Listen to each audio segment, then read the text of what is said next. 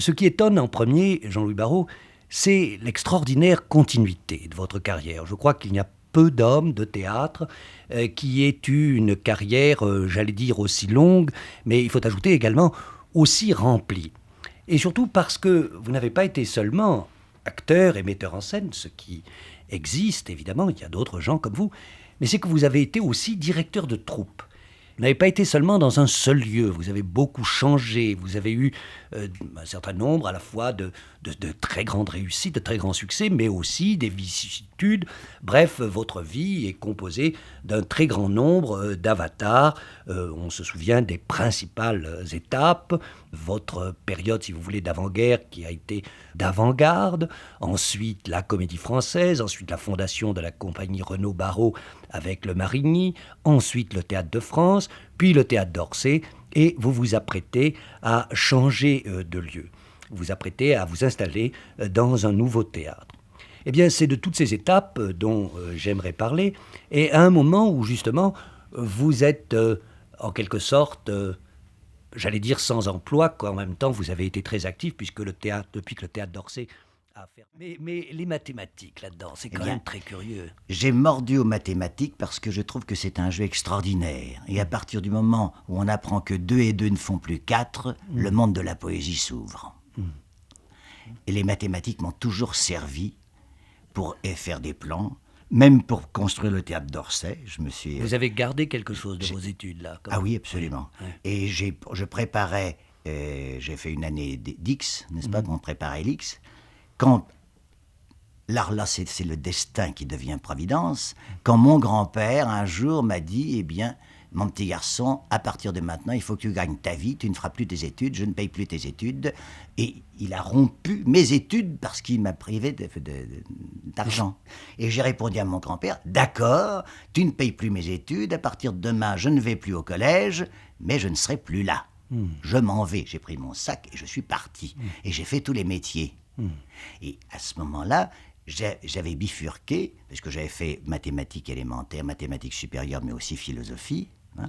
Et alors, je me suis inscrit à l'école du Louvre pour faire 3 années d'école du Louvre. Mais c'est encore une chose surprenante, ça parce aussi. Parce que j'aimais la peinture aussi. Oui. Ça vous procédait un petit peu comme le cavalier aux échecs, enfin. Oui, j'aimais la peinture, oui. J'étais un visuel. Et j'ai fait tous les métiers pour pouvoir faire mes études à l'école du Louvre. Alors, je vendais des fleurs aux Halles à 5h du matin. La dernière fois, Jean-Louis Barrault, nous avons évoqué votre enfance et la naissance d'une vocation impérieuse, impérative pour le théâtre.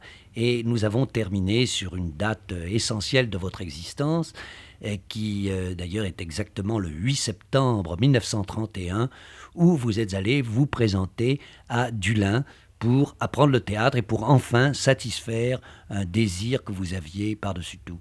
Je rectifie, si vous le permettez. Je suis entré à l'école de l'Atelier en janvier 31. Et j'ai débuté sur la scène de l'Atelier le 8 septembre 31 dans un domestique de Volpone, car je me rappelle très bien, c'était le jour de mes 21 ans puisque je suis né le 8 septembre. Et comment ça se passait alors, les cours chez Dulin? Est-ce que c'était des cours à proprement parler? Dulin avait créé une école à la fois de théâtre et de cinéma, car il avait une carrière de cinéma muet importante. Et alors, il avait un cours qu'il dirigeait lui-même, qui était un cours d'improvisation. Il posait des thèmes et c'était à nous d'improviser sur ces thèmes. Improviser d'une façon plastique, par expression corporelle ou bien par invention de texte. Et puis alors, Madame Dulin et d'autres nous faisaient apprendre des scènes. Il y avait cette vie du théâtre de l'Atelier. Vous avez fait beaucoup de figurations. Je me rappelle cette histoire, par exemple, c'est dans La volupté de l'honneur, où vous faisiez un personnage qui est le rideau tombé avant que vous entriez en scène, non? Oui, dans La volupté de l'honneur, on annonçait le notaire, je crois. J'étais le 3e clerc. Et quand le 3e clerc entrait, le rideau était par terre, n'est-ce pas?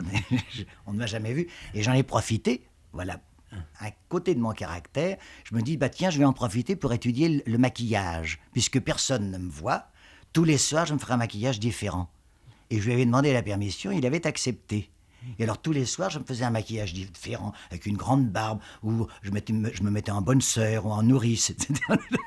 Enfin, et je me faisais des voilettes, je me décidais des voilettes sur la figure. J'ai appris l'art du maquillage, justement grâce à ce troisième clerc de notaire que jamais personne n'a vu. Quand vous êtes entré à l'atelier, Artaud déjà ne jouait plus, non? Avait déjà Oui, quitté. oui, Artaud était Vous parti. Vous ne l'aviez pas vu jouer, vous Non, pas à l'atelier. Parce qu'il faisait très peur à Dulin également, Oui. non? Bah, Dulin avait ce sens de la vérité, des fauves, n'est-ce pas, et de Molière, etc. Et Artaud avait le sens de la transfiguration et de la transposition.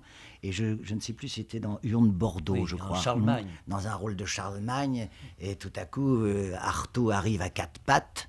Dulin était terrorisé par Artaud et lui dit « Tu sais, l'empereur Charlemagne arrivant à quatre pattes, ça me paraît peut-être pas très très exact. » Et Artaud lui fait... Nous voici arrivés à une époque importante qui est ce 1935, la date de 1935, à laquelle Jean-Louis Barrault devient véritablement Jean-Louis Barrault. Il a 25 ans et il découvre, je crois, enfin sa vocation de metteur en scène, d'animateur de théâtre.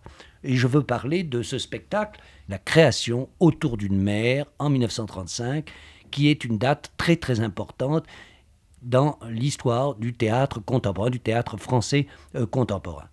Autour d'une mer, c'est un spectacle qu'a conçu Jean-Louis Barrault autour d'un récit de Faulkner, Tandis que j'agonise, qui venait d'être traduit en français.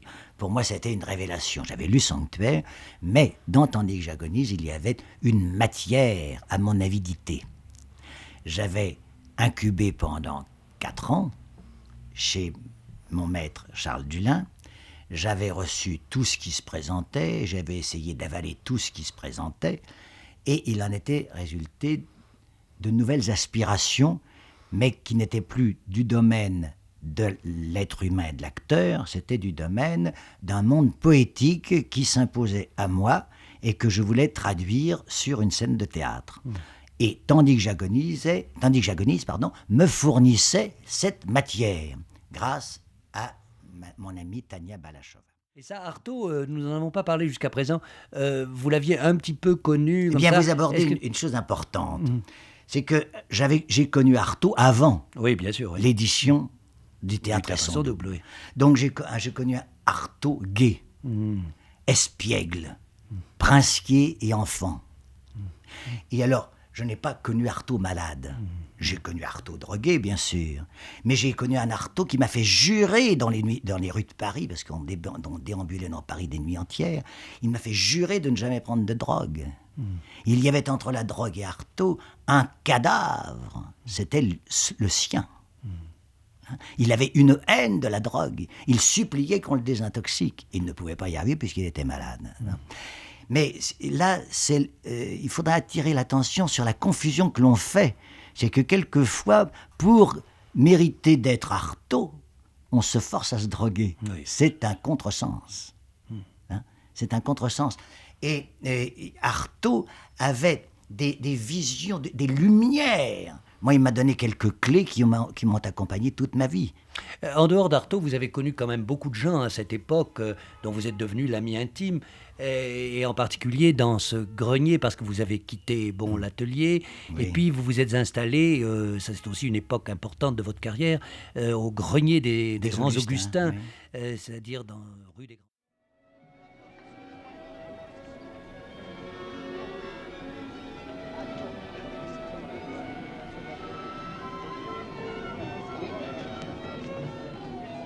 Nous allons aborder aujourd'hui, si vous le permettez, Jean-Louis Barrault, une nouvelle étape, un nouvel aspect plutôt de votre carrière qui a été la carrière cinématographique.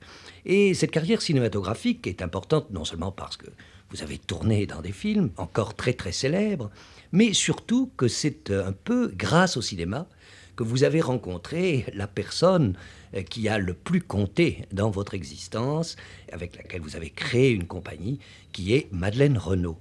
Oui. Dès 1935, Marc Allégret m'avait fait faire du cinéma dans un film qui s'appelait Les Beaux Jours, avec Simone Simon, Jean-Pierre Aumont, etc. Et puis ensuite, il m'avait fait faire un deuxième film, Sous les yeux d'Occident, où il y avait d'ailleurs Copo dans le film, et où je faisais le rôle d'un anarchiste russe. Sous les yeux d'Occident, qui était tiré d'un très beau roman de Conrad. C'est ça. Et alors, ayant tourné ces 2 films, j'avais été remarqué par un metteur en scène qui s'appelait Benoît Lévy. Benoît Lévy avait une vénération pour Madeleine Renaud, qui, elle, était une grande vedette de cinéma.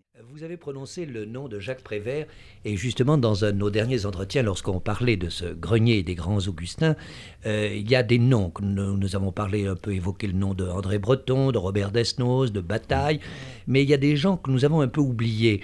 Et justement Prévert. Or, vous avez tourné à cette époque un film qui, lui, est resté un grand classique, qui est Drôle de drame, Oui. qui était un film très étonnant, et dont les dialogues sont de Jacques Prévert. Oui. Et j'avais d'ailleurs tourné le premier film de Carnet avant, qui s'appelait Génie, et dont les dialogues étaient également de Jacques Prévert.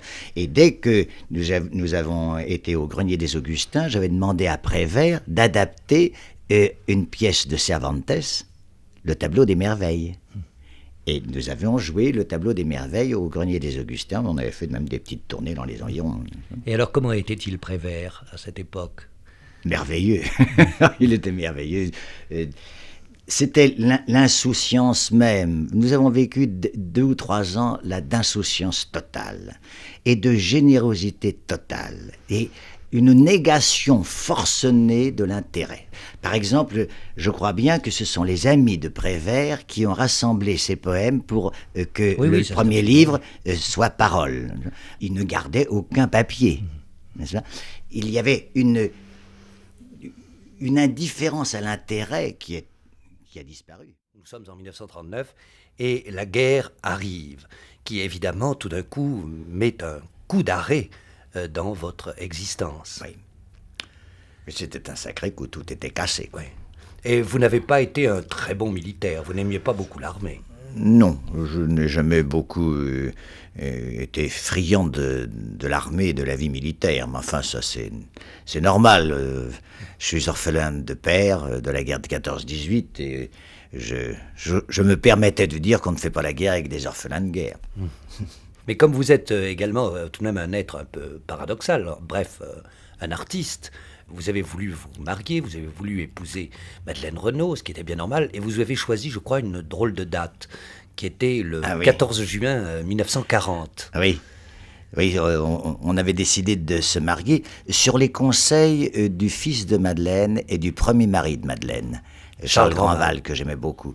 Charles Grandval et son fils, Jean-Pierre Grandval, m'avaient écrit au front en disant « Nous sentons que maman refait sa vie et nous sommes d'accord pour que vous vous mariez ». Et alors c'est avec l'assentiment du premier mari de Madeleine et de son fils que j'ai demandé la main de Madeleine Renaud. Mais alors, le 14 juin, c'était quand même une très mauvaise date. C'était une mauvaise date parce que c'était le jour de l'entrée d'Hitler à Paris. Alors, la veille...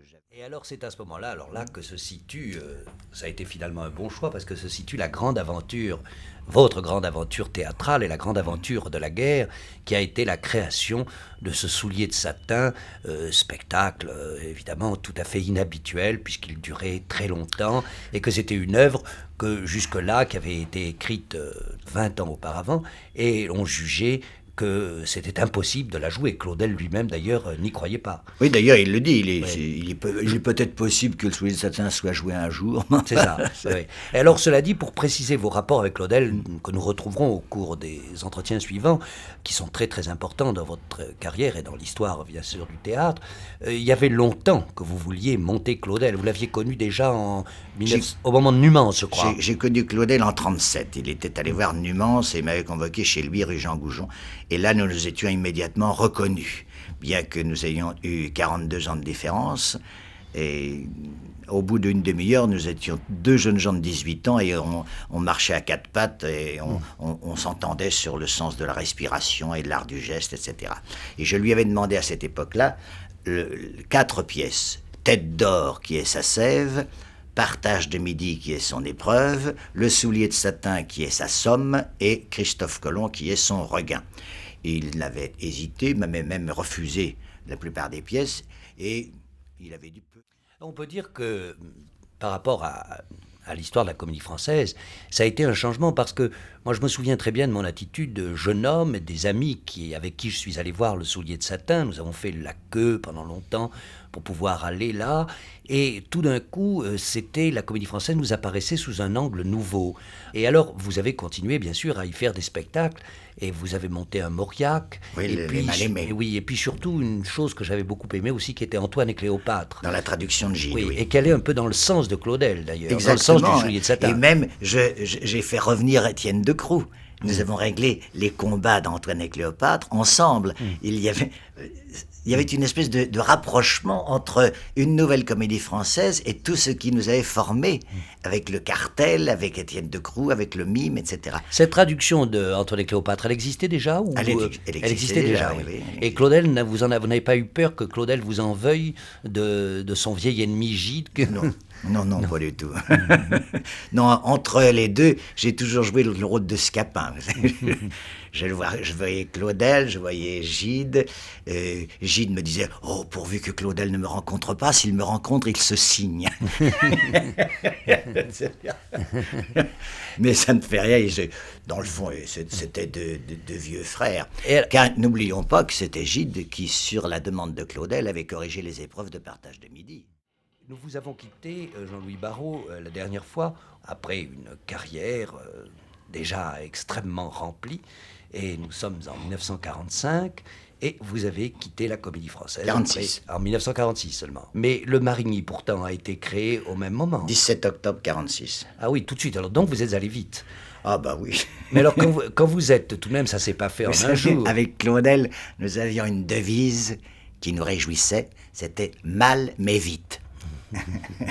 Oui, mais enfin, alors donc, quand vous avez décidé tout de même de quitter la Comédie Française, c'était un petit peu plus tôt, et vous avez tout de suite eu l'idée de créer votre compagnie. C'est cela. Est-ce que cette idée, Madeleine Renaud l'avait eue en même temps que vous Comment ça se passait entre vous? Parce que ça s'est appelé tout de même la compagnie Renaud-Barrault tout de suite. Ah oui, bien sûr. Et alors, comment ça se passait? Enfin, je veux dire, est-ce qu'elle-même pesait dans les décisions? Est-ce qu'elle jouait un rôle là-dedans? Absolument. Ou bien est-ce qu'elle vous suivait comme l'épouse Non, une association très étroite, mais bien entendu, comme moi j'avais un petit peu le département de l'animation et des metteurs en scène, etc., ben j'assurais plutôt ce département-là, mais je n'avais qu'une idée, c'est mettre Madeleine en valeur comme actrice et lui faire jouer des beaux rôles. Et alors, créer une compagnie en 1946, c'est quand même, ça n'est pas rien, ou à n'importe quelle époque, surtout une compagnie importante. Vous avez monté alors également aussi une date importante. Vous avez été le premier à adapter Kafka au théâtre. Et c'est une idée déjà ancienne que vous aviez, non? C'était une idée que j'avais déjà du temps de la Comédie Française, n'est-ce pas? Mais j'avais écrit à Gide pour lui demander s'il ne pourrait pas m'aider à adapter le procès de Kafka. Et pourquoi Gide? Ça paraît étrange. Parce que c'était au moment d'Antoine et Cléopâtre, etc. On se voyait beaucoup. Et puis alors, j'avais demandé à Gide de terminer sa traduction de Hamlet. Le Hamlet que j'ai joué à Marigny était dans la traduction de Gide. Et j'aimais beaucoup travailler avec Gide. Et alors, lui m'avait dit, je ne vois pas comment on peut adapter le procès, mais vous devriez demander à Sartre. Et alors, j'ai dit, bien, Sartre, on n'est pas libre, je vais donc le faire tout seul. Et un jour, je suis allé chez Gide, il était malade, il était couché dans son lit, et je lui ai lu mon adaptation du procès de Kafka, en lui demandant si ça vous plaît, vous pourriez m'aider à écrire le texte. Et alors, à la fin de cette lecture, le lustre de la chambre me tombe dessus.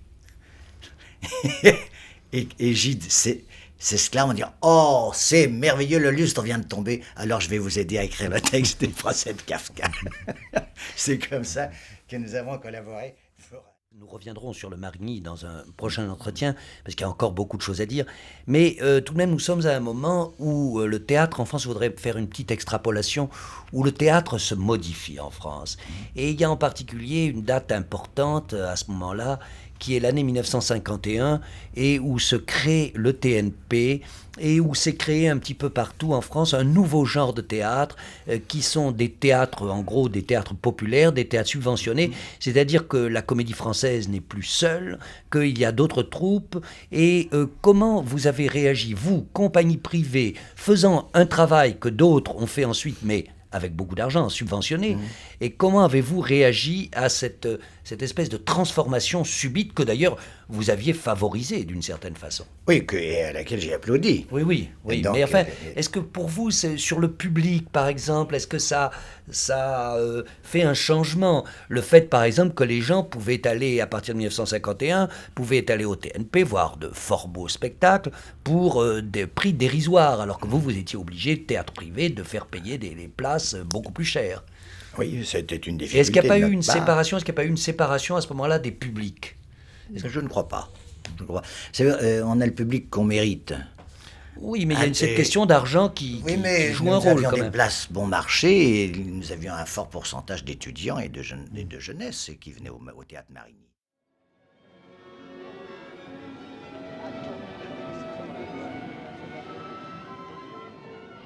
Nous vous avons laissé, Jean-Louis Barrault, en pleine activité au théâtre Marigny, qui a été tout de même une période très, très active, particulièrement active. Vous avez toujours eu une vie active, mais enfin, le Marigny, ça a été, vous avez mis les bouchées doubles. Vous avez parlé justement la dernière fois de ce système d'alternance qui vous obligeait à monter plusieurs spectacles par an, et les 9/10 de ces spectacles étaient montés par vous, parce que dans les 10 ans que vous avez passé au Marigny, vous avez, si mes souvenirs sont bons, vous avez monté 45 spectacles, ce qui est énorme. Je crois, oui, au moins, oui. Oui, c'est Oui, énorme, oui, ce oui, qui oui. représente près de 5 spectacles par an. Vous À avez peu présenté près, en tout cas, oui. Oui, oui. J'avais demandé à Villard de monter l'Édipe de Gide, et puis j'ai demandé à Jouvet de monter le Scapin. Fourberies de Les Scapin, Fourberies oui. de Scapin. Ça a été pour moi une très belle expérience parce que ça m'a permis de bien connaître Jouvet et de faire connaissance avec sa maîtrise. C'était merveilleux. Mais vous étiez Scapin, mais ça a été un moment un peu triste quand même de l'histoire du Marigny, puisque c'est à ce moment-là que Christian Bérard, le décorateur, merveilleux décorateur, Oui, est mort. oui. En Il est scène. mort devant son décor. Il est mort devant son décor. Nous avions joué Partage de midi et on devait faire les éclairages des Fourberies de Scapin après la représentation de Partage de midi. Et Jouvet devait venir nous rejoindre à Marigny. Et quand... Mais justement, à propos, pour revenir à l'époque qui nous occupe, c'est-à-dire aux années 50 déjà, il y a eu un grand événement à Paris auquel vous êtes, semble-t-il, resté étranger. Ça a été la découverte de Brecht à travers le Berliner Ensemble. Le Berliner Ensemble est venu pour la première fois en 1954. Ça a été une très grande révélation du point de vue du théâtre, de la mise en scène, du fonctionnement des acteurs, des costumes, etc. Et curieusement, vous n'avez jamais monté Brecht. Vous ne vous êtes jamais intéressé à Brecht. J'aime beaucoup Brecht en tant que poète dramatique. Je suis un petit peu plus réticent sur les Brechtiens. La distanciation, quand on assistait à un spectacle du Berliner Ensemble, la distanciation était minime. Parce qu'il n'y avait que de grands acteurs, et puis on jouait admirablement, c'était du superbe théâtre. Et Brecht est un grand poète de théâtre. J'avais été voir Brecht à Berlin-Est il y a quelques années, et il voulait que je monte Galiléo. Et puis, Villard, que j'aimais beaucoup, comme un frère, avait pris Brecht. Moi, j'avais Claudel. Et je n'allais pas lui chipper un Brecht comme ça. Cela dit, revenons à vous et revenons au Marigny. Et je pense à 4 spectacles, donc ça c'est encore beaucoup. D'abord Giraudoux pour Lucrèce, qui était une pièce inédite. Et puis tout d'un coup, en 1956, Jean-Louis Barrault, la compagnie Renaud Barrault, quitte le Marigny. Et évidemment, c'est un peu mystérieux parce que ce théâtre marchait très bien, avait rempli merveilleusement bien sa tâche. Pourquoi, Jean-Louis Barrault, avez-vous quitté le Marigny? Nous avons quitté le Marigny parce que Mme Volterra, qui était directrice du théâtre Marigny, voulait le reprendre pour travailler elle-même. Elle avait envie de l'animer elle-même. Vous étiez donc désormais sans théâtre, mais vous avez tout de même, vous en avez trouvé un, et vous avez été pendant quelque temps au Sarah Bernard, puis ensuite au Palais Royal. C'est le Palais Royal qui nous a donné envie de remonter la vie parisienne, car la vie parisienne avait été créée au Palais Royal. Alors c'est pour fêter notre entrée au Palais Royal qu'on a remonté la vie parisienne. Et la vie parisienne d'Offenbach nous attirait parce que c'est une des rares opérettes d'Offenbach qui peut se contenter d'être interprétée par des acteurs qui chantent. Ah, il faut chanter tout de même. Il faut chanter. Et vous aviez la chance dans votre compagnie d'avoir quand même des gens qui savaient chanter. Oui, Pierre Bertin en tête, Pierre oui. Bertin, Jean de Sailly qui a une voix ravissante, Simone Valère Valère qui s'est révélée avoir une voix ravissante, etc. Et on avait besoin d'une chanteuse Suzy Delair. qui était Suzy Delair et qui avait une voix ravissante, mais qui était aussi une excellente comédienne. Et puis il y avait Denise Benoît qui est à la fois comédienne. Et alors vous avez inauguré ce théâtre avec, à nouveau, nous allons retrouver pour la 3e fois comme sommet, si vous voulez, de vos aventures théâtrales, nous allons retrouver pour la 3e fois une création de Claudel. Claudel m'avait toujours interdit Tête d'Or. Et finalement, de guerre lasse, il m'avait dit « je vous le donne après ma mort ». Quand Malraux m'a confié la mission de créer le Théâtre de France, nous avons choisi automatiquement, lui et moi, Tête d'Or.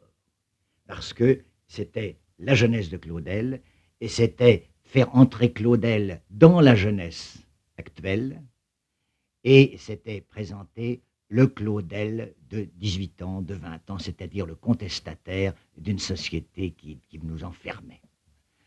Il y avait donc là un phénomène qui dépassait, qui ne dépasse pas le théâtre, mais en tout cas qui remplit bien et complètement sa mission. Vous avez eu affaire à ce moment-là à quelqu'un que je considère comme un très très grand acteur, mais que finalement on voit assez peu au théâtre, qui est Alain Cuny, qui est un homme très difficile, je crois, non, à manier. C'est un homme disons, de caractère et de mauvais caractère. Il est difficile à manier, il est difficile aussi par rapport à lui-même. Il souffre, n'est-ce pas ? Il se pose des problèmes terribles aussi, n'est-ce pas ? On ne peut pas lui en vouloir d'être difficile à manier parce qu'il se fait la vie difficile également. Mais c'est un acteur qui a des... Jean-Louis Barrault, nous vous avons laissé la dernière fois à l'Odéon au Théâtre de France et en 1966, vous avez décidé de créer Les Paravents. Mais alors tout de suite, il y a eu un tollé, je me rappelle une interpellation à la Chambre, ça a été très très violent les réactions. Oui, on a voulu nous envoyer en prison, mais je dois dire que nous avons été très très bien défendus à cette époque-là, et par Malraux et par Gaëtan Picon qui travaillait au ministère d'André Malraux. Malraux nous a très bien défendus à la Chambre également. Mais ce qui a permis auparavant de rester à l'affiche et d'aller jusqu'au bout à chaque représentation, car il n'y a jamais, nous n'avons arrêté des paravents. Il faut rappeler qu'il y a eu des manifestations très très violentes. Il y avait non seulement des manifestations, mais il y avait des gens qui se parachutaient du 3e étage et puis qui tabassaient les gens, il y avait beaucoup de sang. Nous avions utilisé la fosse d'orchestre comme une espèce de fossé de douve d'un château. Et puis nous recevions des clous, des ampoules électriques, des jetés de rats, et puis des bombes incendiaires. À chaque fois, le public, il y a peut-être 10% de manifestants violents, mais les 90% du public restaient là, se levaient, éteignaient les bombes, se passaient les rats, etc. Et se secouaient le vêtement parce qu'ils avaient du plâtre, mais ils restaient là et ils imposaient. Alors un jour, on nous a sommé, le gouvernement nous a sommé de partir, nous. Il y a des histoires de coupure d'électricité où on vous a demandé on m'a donné l'ordre de couper l'électricité et de couper le téléphone, etc. Il y avait 3000 personnes qui vivaient là-dedans. Alors, et il y avait des cocktails Molotov, etc. J'ai dit, mais vous êtes ridicule, quand vous voulez me faire porter le chapeau, si je coupe l'électricité et le téléphone, il va y avoir des morts. Et si vous avez des choses à faire, faites-les vous-même, mais pas moi. Et alors c'est à ce moment-là que le ministre m'a désapprouvé dans les journaux, et que j'ai répondu dans les journaux, parce qu'on n'en a plus de communication avec eux, serviteur oui, valet non. Etc. Enfin, alors, et vous n'avez pas pu, ça me paraît très tragique quand même et très curieux, vous n'avez jamais pu rencontrer Malraux à cette époque. Jamais. Et au bout d'1 mois et demi ou 2 mois, n'en pouvant plus... Vous étiez pourtant sa création. Oui, je suis allé... Il était coincé. Je suis allé rue de Valois pour lui porter une lettre, et je l'ai rencontré. Et il m'a tourné le dos. Alors, d'ailleurs, j'ai eu un mot un peu familier. J'ai dit, bah, ça, c'est fort de café, alors. Tellement j'étais bouleversé que Malraux me tourne le dos. Cela dit, sans raison. Ouais. Sans raison, il était coincé. Ouais. Oui, cela dit, il y avait eu déjà des histoires. Par exemple, s'il vous a soutenu, c'est vrai, au moment des... Vous voilà maintenant lancé dans une nouvelle aventure, peut-être plus extraordinaire encore que les autres, puisque tout simplement vous avez entrepris de construire un théâtre qui sera le théâtre d'Orsay, que vous avez jeté votre dévolu. Je veux dire, une première fois, vous avez tout de même dressé une tente dans cette immense gare d'Orsay. Vous avez peut-être été le premier à vous apercevoir de cette espèce d'immense espace désaffecté au cœur de Paris, dont on va faire un musée, dont nous allons voir que vous avez été victime, pour pouvoir jouer la dernière journée du Soulier de Satin. Mais sous le vent des îles Baléares. Il s'agissait de célébrer le centenaire de Claudel, d'ailleurs avec 4 ans de retard. C'était en 1972 et Claudel aurait eu 100 ans en 68, n'est-ce pas? Et pour cela, nous avions besoin d'un chapiteau de cirque puisque nous allions créer cette journée dans le parc de la propriété de Claudel à Brangues en Isère. J'avais confié à Jean-Pierre Grandval l'adaptation et la mise en scène de cette journée. Cela dit, c'est encore une preuve, j'allais dire, de votre générosité qui est assez extraordinaire. Tout d'un coup, vous renonciez à votre enfant chéri, qui était Claudel, pour le confier, à mon enfant destiné chéri. À votre autre enfant chéri. Oui, votre père chéri à votre enfant chéri. C'est ça.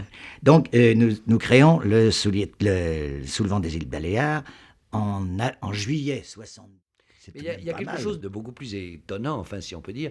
Ça a été le succès alors d'une pièce mascotte, qui a été la pièce mascotte du théâtre d'Orsay, qui était Harold et Maude. Oui. Et qui est une pièce qui d'ailleurs n'a pas été créée là tout de suite. Vous l'avez créée à Bordeaux d'abord. Oui, un festival de Bordeaux Oui. qui était octobre 72. Tout de suite après les Baléares. Ouais. Parce que nous avions pris le Récamier comme refuge. Je m'étais Oui, pendant dit, un temps, c'est ça, oui. Parce que je m'étais dit, si on reste sans lieu, pendant un certain temps, tout va se dissoudre. Alors, après mai 68, j'ai immédiatement pris un lieu. Et j'avais demandé à la Ligue laïque de l'enseignement, qui avait le Récamier, mais qui ne voulait plus, qui avait fermé son théâtre, s'il ne pourrait pas m'accueillir. Au temps de l'Élysée-Montmartre, par exemple, vous aviez aussi le Récamier. C'est ça.